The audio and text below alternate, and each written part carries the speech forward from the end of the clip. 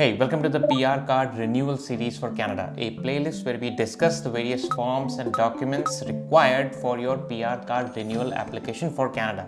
In keeping with that theme, in this video, which is part 2 of the series, we are discussing the documents required to be submitted for your PR Card Renewal online application. We'll cover the document checklist 5644, what documents to actually submit and where to upload these in the portal, how to prepare your PR card digital photo for upload, paying the fees, and finally, what to expect from the timeline. Now, a quick note, before you watch this video, be sure to watch part 1 of the video series, where I discuss the overview of the application process, where to apply, how to start the online application in the PR portal, and step-by-step details of the main PR card renewal application form, which is the 5444. You need to understand the concepts that I've covered in that 5444 video first before you can move on to the documentation part of the process.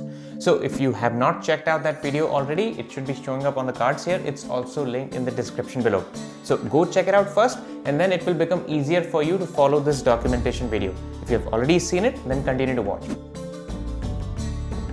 So this is the PR portal. This is where you will apply online for your PR card renewal.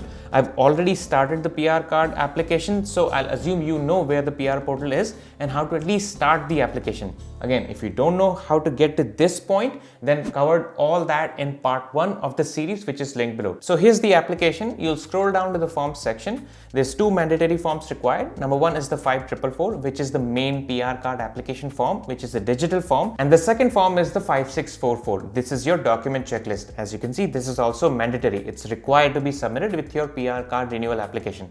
So this is what we are going to discuss in this video. It's a PDF form. So you basically download this, you fill it out in your local device, you save it, and then you upload it back here. If this form opens directly in a browser, then I would recommend don't fill this form out directly in a browser. Always safe to download it to your local device, fill it out using Adobe Acrobat Reader, and then upload it back here. So here's the form. It gives you a list of documents that you're required to submit for your PR card renewal application. Now, these documents are kind of generic in nature and should apply to majority of the PR card renewal applicants. But don't just rely on this list, because your unique scenario, your unique case might be different and some additional documents might be required for you. And we are going to take a look at some specific unique scenarios in this video, but this generic list should be good enough for most people. So first up on the list is the main application form 5444. So obviously this is required. So you check this box. Again, the entire tutorial for this form is covered in part 1 of the series, which is linked below. Then number 2 is proof you met the residency obligation in the past 5 years or since becoming a PR, whichever is the earlier date. So yes, you need to meet the residency obligation. So this is also required. So you'll check this box. So now what is the residency obligation? So to find out, as it says here, you refer to Appendix A, residency obligation of the instruction guide. So again, this is your instruction guide 5445. This is your official guide for everything you need to know for your PR card renewal application. So you scroll down here and you'll get to Appendix A, residency obligation. As you can see, it says to meet the minimum residency obligation, you must have been physically present in Canada for a minimum of 730 days within the past 5 years or since you became a permanent resident. 730 days is 2 years, so at least 2 years of physical presence in Canada since the time you became a PR is required for you to be eligible. In other words, you cannot have been outside of Canada for 1095 days or more. Meaning your time spent outside Canada in the previous 5 years has to be less than 1095. And by the way, if you don't know what date you became a permanent resident, you can easily find that date on the back of your PR card. That date should also be on your COPR document. So now what documentation can you provide to prove that you've met the residency obligation? So right here under supporting documents, they've given you a list of documents that you can use. And this is not a holistic list, but these are the documents that are most commonly submitted. And they expect you to provide at least 2 of these. More is obviously better, but at least 2 should be provided. Now from this list, the strongest proof that you can submit are these 2 documents. The CRA documents, meaning your notice of assessments, as well as your rental or lease agreements, because these very strongly establish your physical presence in Canada and ties to Canada. Now obviously, if you can provide your notice of assessment and your rental agreements for all the previous 5 years, that would be the best case scenario. But for majority of the applicants, that wouldn't apply because most people wouldn't have all 5 years of notice of assessments as well as rental agreements. So if you can at least provide 2 or 3 years of notice of assessment and rental agreements, that should still be fine. That's what I did as well. But if you don't have your notice of assessment for at least 2 years, or let's say you live with your family and you don't really have any rental agreements under your name, in that case, you can strengthen your case by using these other documents such as employment records, paychecks, bank statements. If you receive paternity or maternity benefits, then statements from that. So these will all help to strengthen your case. So now how do you get these notice of assessments? It's pretty easy actually. You get to the MyCRA account, this account, I link it below. If you have been in Canada for 5 years and you've worked, you've been employed, then you must have registered for the CRA account. So once you sign in, on your dashboard, on the left, you click on tax returns. And here you'll find all your notice of assessment. So this is my account and these are all my notice of assessments for 2021, 2022 and 2023. I did not have one for 2020. So I just submitted the 2021, 2 and 3. 3 notice of assessments. So you click on the notice of assessment. It will have all your tax details, most importantly your address in Canada. So to download them, you click on PDF and it will save to your local device. So you download all your notice of assessments like that and then you combine it into a single file. Now for proof, you can also submit evidence that you receive benefits from Canadian government programs. You can log into your My Service Canada account. I'll link it below. You must have probably already registered for this account. If not, you can use your GC key to register for this account. So you can download your employment records from this account. You can also view your claims for any maternity, parental or employment insurance benefits, and you can download statements of that from this account. Next up is rental agreements, also a very useful document that proves your residency. So this is basically your apartment or house lease or ownership documents for the previous 5 years. Again, it's okay if you don't have 5 years worth of rental documents to prove. As long as you have at least 2 or 3 years, that should still be fine. And by all means, if it's feasible for you, you can submit bank statements, paychecks, and other documents to prove your residency. But the CRA documents as well as your rental or lease documents are the most important. So once you've prepared your proof of residency documentation, to upload that, you head back to the portal. So in your PR card application, you scroll down and under supporting documents, you'll select this category, proof of residency in Canada. And here you just upload the document that you prepared. So here's the document that I prepared. It's a single document which has 4 years of lease documents, rental documents, and previous 3 years of notice of assessments from CRA, all combined into one single PDF. I made sure its size is less than 4 megabytes and I labeled it last name, first name, proof of residency. This is as per the naming convention and the format and size instructions that are given here. And your document type could be PDF, PNG, JPG or JPEG, but I would recommend go with PDF. It's the best option. Now notice, as soon as I upload this document here in the proof of residency category, this category gets disabled. And that is because at this point, the portal seems to only allow 1 document per category for this PR card renewal application. Meaning you will need to combine your 2 or 3 pieces of evidence of proof of residency into one single document to be able to upload here in the proof of residency category. And there are a lot of online tools available that will help you combine your PDF documents into one and also to compress them into a much smaller size. So just Google combine PDF and compress PDF and you'll get a bunch of helpful links, and then you can use any of those and you should get the job done. Now if you're a Mac user, I can show you a quick tip to combine multiple PDF documents into one. So if you're using a Mac OS version Mojave or later, you just select your multiple PDFs and then right click on any one of them and then select quick actions and then hit create PDF, and it will combine all the PDFs. You may still need to compress the size of the document if it's greater than 4 megabyte, but this is one way to combine. Now if for some reason you are not able to combine your PDF documents into one single document, or let's say you end up combining them but the size is too large and you cannot compress them, and you also don't want to use third-party tools to combine and compress, then you don't have to stress about it. There is another way around it. So if you have multiple documents to upload for this proof of residence category or any other category for that matter, you first select this proof of residence category and upload one document here. That will be your main proof of residency document. And then as soon as you upload, it will get disabled since it only allows one document. But then you select this other category and then you can just upload the rest of the documents here one by one. This other category, from what I've seen, allows multiple uploads. So you can use that option to upload multiple proofs for a single category. Just make sure that you label all of them similarly so that the officer knows the context. So you can go like last name, first name, proof of residency 1, last name, first name, proof of residency 2, proof of residency 3, and so on and so forth. And that should be pretty easy for the officer to discern. Now, a quick note, apart from the proof of residency supporting documents for yourself that you'll upload here, depending on your unique case, there might be some additional documents that you require. So what are these additional documents and when might you need them? So again, back to the guide 5445, you scroll down and click on this Appendix A residency obligation section. Now, we already covered this criteria and supporting documents for yourself part, but if you scroll down past this section, you'll have the section of time spent outside Canada. So there are three unique situations here, A, B, and C. If you meet any of these situations, your time spent outside Canada will technically still count as residency in Canada. So situation A is if you were employed outside Canada.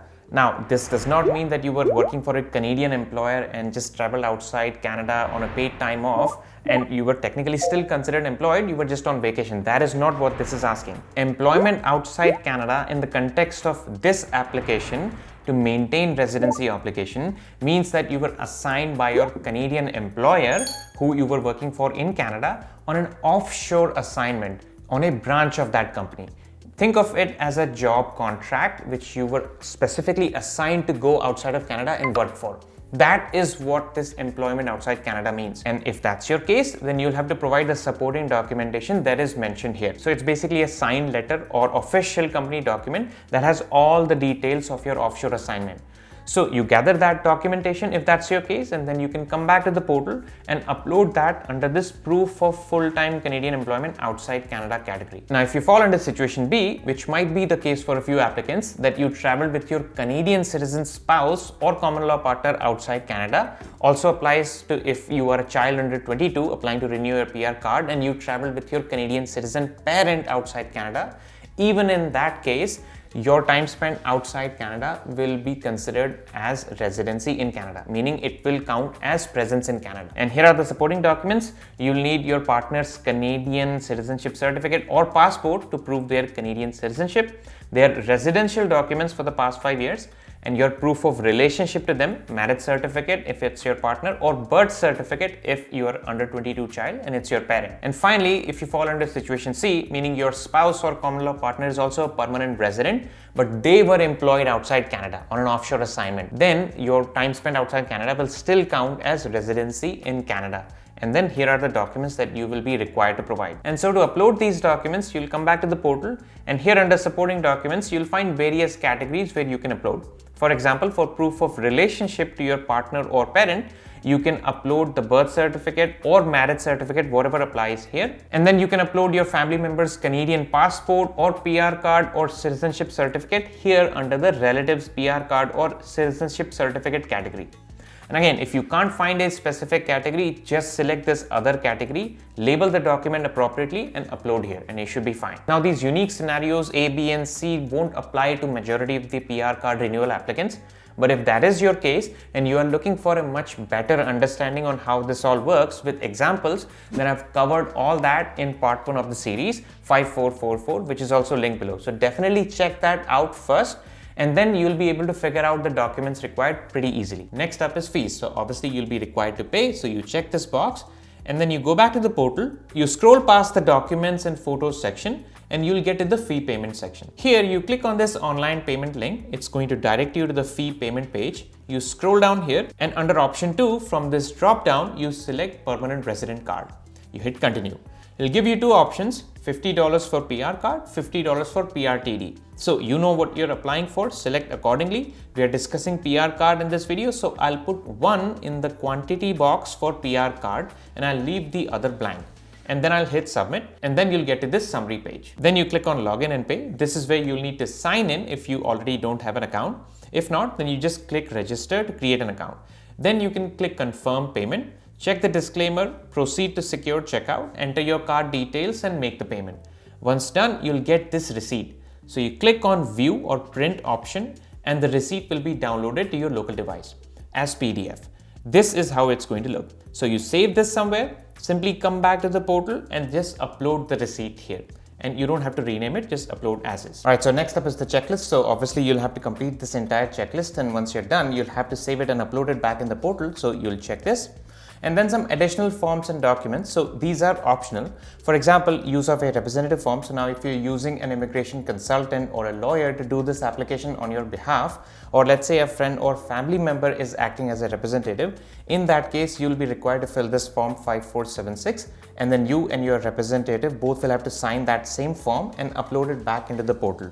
But if you're just doing this for yourself, then you don't need to fill this out, just leave blank. Then these other documents are applicable for humanitarian or compassionate grounds, or let's say there has been a legal name change, say after marriage, and you want to update your PR card with your new name. In that case, you'll have to fill out corresponding forms of name change and then provide documentation for that. Again, all that information is available in the guide 5445 under step 2.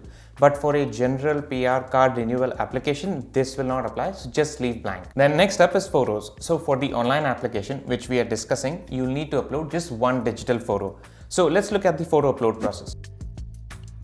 So back in the portal, in your application, under the photos section, as it says here, you need to upload a digital photo of yourself taken within the last 12 months at a digital photo studio. That's the photo that will go on your PR card. And they accept only two types, either JPEG or PNG. And there's two sections here, one for the front showing your face and one for the back with the photo studio information, the date the photo was taken, as well as your name and date of birth. So for instructions, you'll click on this photo requirements link. You take these instructions to any digital photography studio and get the photo taken there, and then ask them to email you a digital copy. If you want, you can also get a physical copy, but it's not really required for this application. Just the digital image will be fine. Also, make sure to ask your photo studio for a receipt, whether it's a physical receipt or a digital receipt that they can email to you that has their name, their address, as well as the date that you got that photo taken. That will help you prepare the back of the photo. We'll come back to that. So first up is the front. So again, on this photo instructions page, scroll down all the way to the additional details for digital photos.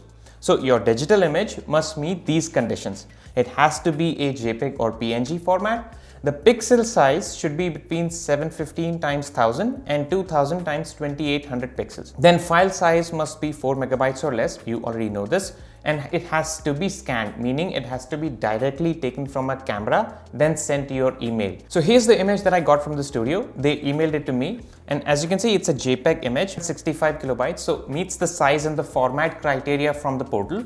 But look at the pixel size. It's 591 times 827 pixels. So this is width and this is the height. So the width and height dimensions of this image that the photo studio emailed me is clearly less than the minimum acceptable dimensions from the portal. So that means that if I try to upload this photo as is, it will likely get rejected by the portal, or the portal will throw an error. So quickly to show you, if I click on add or edit in the front photo upload section, then I scroll down and select this option, photo taken by a professional photographer received in digital format, because that's what it is. Then I click on upload photo, then I select the photo, then the portal will instruct you to center the image and position the head between the two green lines. So just grab the image at the corner here and crop it, and then drag it to center it, and then I'll click apply. So it shows me an image preview. It turns black and white, which is normal. But as you see, the portal didn't quite accept the image. It's telling me two issues. Number one, that there is issues with brightness or darkness, and I knew off the bat that this image was a little too dark, so that's fine. But it's also telling me that the pixel range criteria is not met. So obviously we already predicted that, because the image was less than the minimum that the portal accepts. So I'll show you how to fix this and prepare your image on a Mac device, meaning an Apple device, but you can apply the same steps on a Windows device, a Windows PC as well. And I'll show you steps for Windows as well. So right now in my MacBook, I'm going to right click and open the image using the preview app. If you're using a Windows laptop or a Windows PC, then you can open this using the Photos app. And you can pretty much follow the same steps that I'm going to be showing you here on Mac. So on a Mac, in preview with the image open, you can click this little information icon to view the details. So as we saw, the pixel size is wrong. It has to be between this range which the portal has instructed. So basically we need to increase the pixel size for this image. So to do that, you click on this Tools tab, then you select Adjust Size option. Then here on the right, you select pixels from this option, as this is what we want to adjust, and you can keep these rest of the selections on. So now here you can manually enter the pixels. So remember, this is the range that we need the photo to be in. This is the instructions from the portal. So what I'll do is I'll enter 1000 here under width, and the height, as you can see, will scale proportionately automatically. So now I'm at 1000 times 1399. So if I quickly look at the portal requirements, now our dimensions are within the range. So technically the portal should accept these dimensions.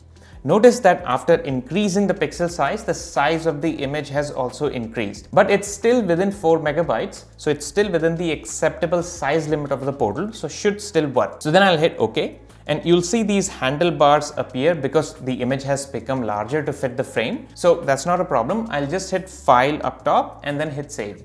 Now if I reopen the image, it's properly visible in frame.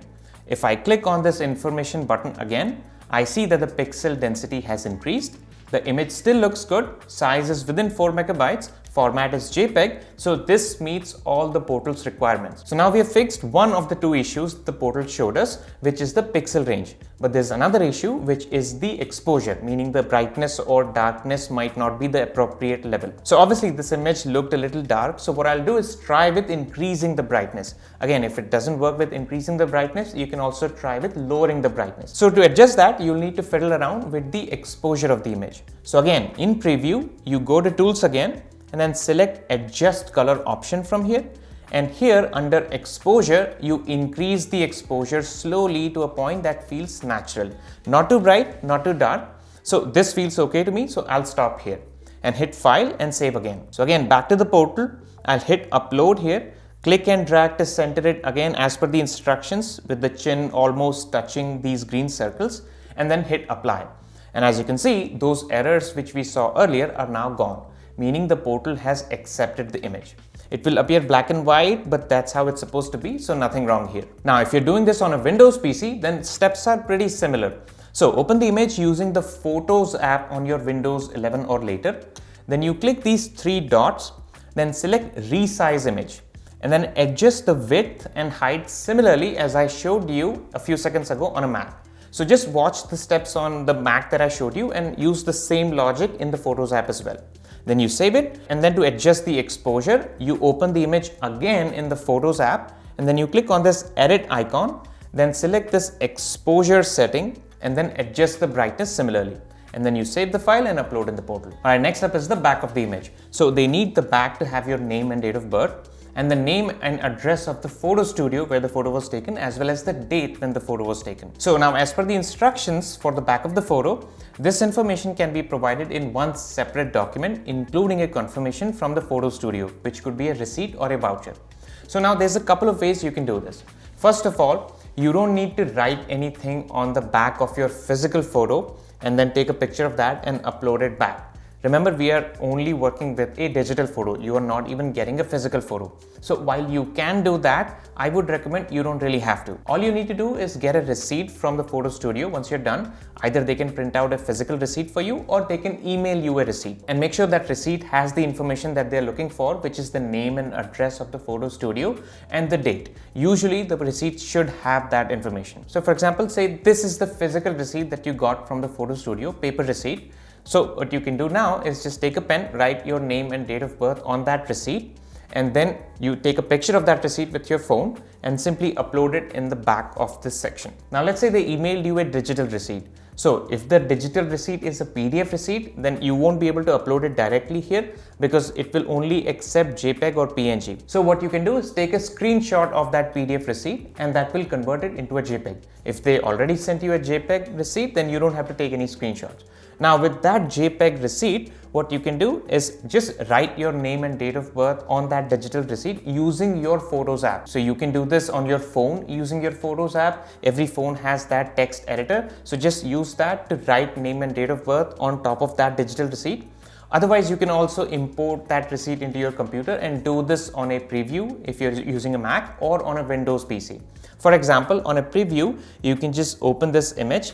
Then you can click on this markup tool up top on the right, which is a pen inside a circle, and then you can simply add this text box here and write the name and date of birth on that receipt. Once your image is ready with the photo studio information and your name and date of birth and the date the photo was taken, then again make sure if the format is JPEG or PNG, the size is less than 4 megabytes, and then you can simply upload it here. Another way to do this is the old school way, like I did. I just asked my photo studio guy to put a stamp on a piece of paper, the stamp that had the information, their name, the name of the photo studio, the address, as well as the date the photo was taken. And what I did was I just wrote my name and date of birth on the back of that stamp underneath their information. And I just took a picture of that stamp using my phone and uploaded it in the portal. So again, many ways to do this. You choose whatever way works best for you. Next up is the primary identity document. So your passport works best here. Just first and last page, you don't need the middle pages. So just scan the first and last page of your passport using your phone into a single PDF, and then you can come back to the online portal and upload it under the passport category. Next is your current PR card, meaning the expiring or expired PR card. So just scan the front and back of your PR card as a single PDF. Again, you can do this using your phone, and then just upload it under the PR card category here. Then these additional forms, if they apply to you, they are available to download as PDF, and then you can upload them in their specific sections in the application page on the portal. But for a generic PR card renewal application, they are not going to apply, so you can just leave this section untouched. The next up is applying for a PRTD.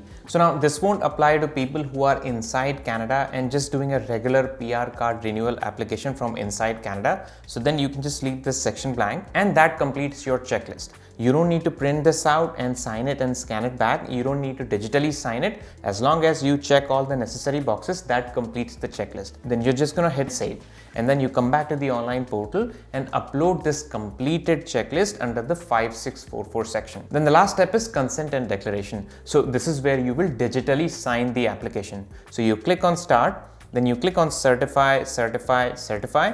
Then for this box, you only check this box if you're applying for your child who's under 14 years of age. Otherwise, if you're just doing this for yourself, you can leave this blank. No need to touch this box. Then again, you check these 3 boxes, and then this is where you type your full name exactly as it's shown on your passport, then city where you're currently doing this application from, province and country.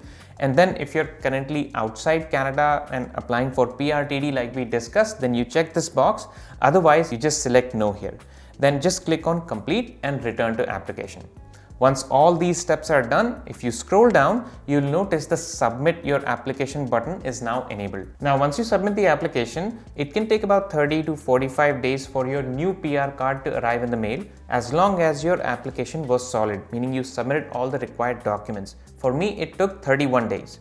But let's say there is some problem with your application, they reject your photo, or your documentation is incomplete, or they're just not satisfied with your residency obligation, then it can definitely take longer. But as long as you submit a solid application, expect around 30 to 45 days wait time. In some cases, it could even go to 2 months depending on their queue and how many applications are pending. So as a general rule, wait at least 2 months before you start inquiring about the status of your PR card. You'll most likely get it before then, but in case you don't and you want to find out its status or just raise an inquiry, you can do that using a web form. Here's a video where I talk about how to raise a web form.